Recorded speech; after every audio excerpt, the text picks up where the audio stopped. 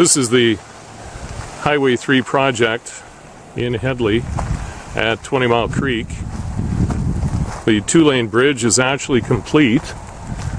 This is what's left of the temporary bridge that went in.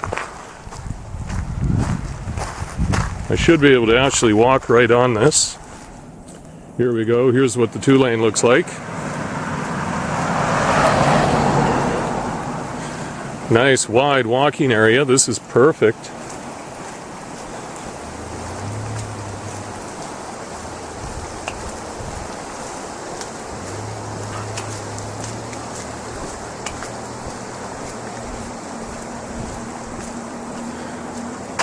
Just going to show you the where the temporary bridge went.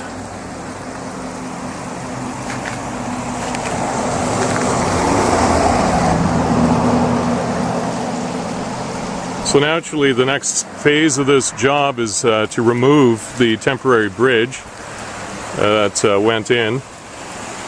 And I think once that's done, this is pretty much a done deal.